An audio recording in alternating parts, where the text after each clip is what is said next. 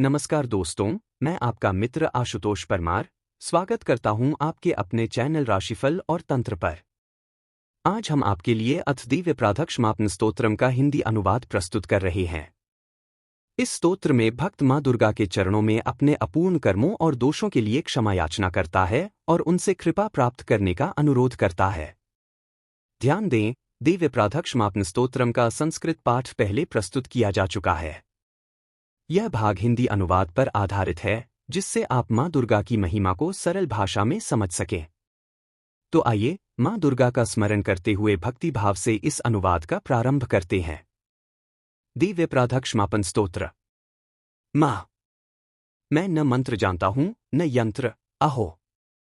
मुझे स्तुति का भी ज्ञान नहीं है, न आवाहन का पता है न ध्यान का।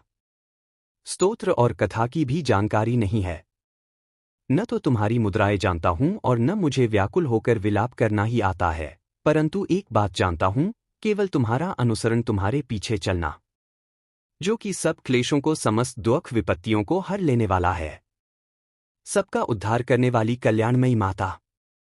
मैं पूजा की विधि नहीं जानता, मेरे पास धन का भी अभाव है, मैं स्वभाव से भी आलसी हूं तथा मुझसे ठीक ठीक पूजा का संपादन हो भी नहीं सकता। इन सब कारणों से तुम्हारे चरणों की सेवा में जो त्रुटि हो गई है उसे क्षमा करना, क्योंकि कुपुत्र का होना संभव है किंतु कहीं भी कुमाता नहीं होती।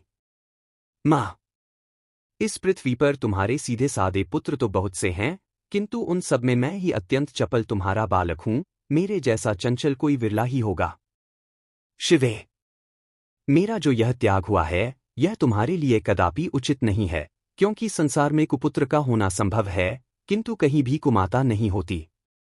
जगदम्ब माता, मैंने तुम्हारे चरणों की सेवा कभी नहीं की। देवी, तुम्हें अधिक धन भी समर्पित नहीं किया, तथापि मुझ जैसे अधम पर जो तुम अनुपम स्नेह करती हो, इसका कारण यही है कि संसार में कुपुत्र पैदा हो सकता है किंतु कहीं भी कुमाता नहीं होती। गणेश जी को जन्म देने वाली माता पार्वती। अन्य देवताओं की आराधना करते समय मुझे नाना प्रकार की सेवाओं में व्यग्र रहना पड़ता था, इसलिए 85 वर्ष से अधिक अवस्था बीत जाने पर मैंने देवताओं को छोड़ दिया है। अब उनकी सेवा पूजा मुझसे नहीं हो पाती, अतएव उनसे कुछ भी सहायता मिलने की आशा नहीं है। इस समय यदि तुम्हारी कृपा नहीं होगी तो मैं अवलंबित होकर किसकी शरण में जाऊंगा। माता अपर्णा, तुम्हारे मंत्र का एक अक्षर भी कान में पड़ जाए तो उसका फल यह होता है कि मूर्ख चांडाल भी मधुपाक के समान मधुर वाणी का उच्चारण करने वाला उत्तम वक्ता हो जाता है। दीन मनुष्य भी करोड़ों स्वर्ण मुद्राओं से संपन्न हो चिरकाल तक निर्भय विहार करता रहता है। जब मंत्र के एक अक्षर के श्रवण का ऐसा फल है तो जो लोग विधिपूर्वक जप में लगे रहते हैं उनके जप से प्राप्त होने वाला उत्तम फल कैसा होगा, इसको कौन मनुष्य जान सकता है।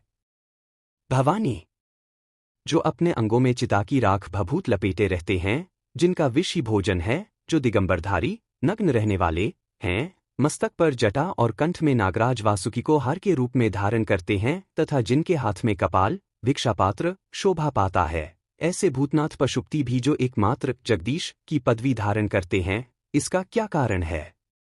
यह महत्व उन्हें कैसे मिला, यह केवल तुम्हारे पाणिग्रहण की परिपाटी का फल है। तुम्हारे साथ विवाह होने से ही उनका महत्व बढ़ गया। मुख में चंद्रमा की शोभा धारण करने वाली मां, मुझे मोक्ष की इच्छा नहीं है, संसार के वैभव की भी अभिलाषा नहीं है, न विज्ञान की अपेक्षा है न सुख की आकांक्षा, अतः तुमसे मेरी यही याचना है कि मेरा जन्म मृडानी, रुद्राणी, शिव, शिव, भवानी इन नामों का जप करते हुए बीते। मां श्यामा, नाना प्रकार की पूजन सामग्रियों से कभी विधिपूर्वक तुम्हारी आराधना मुझसे न हो सकी।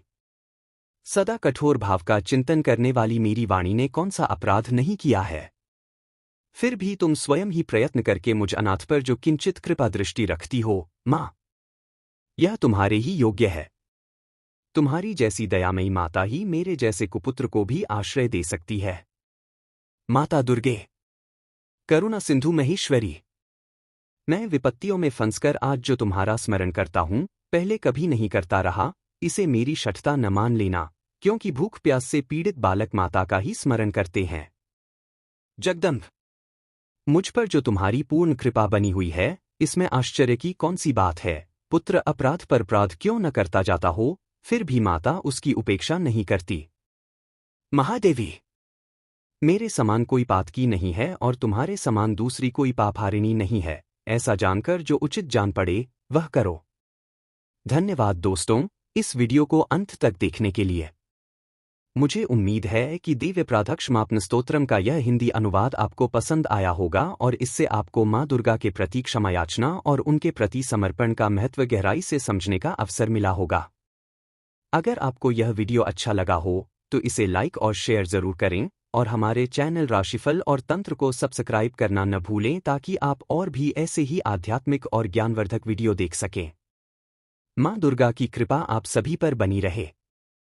अगले वीडियो में फिर मिलेंगे, तब तक के लिए जय माता दी।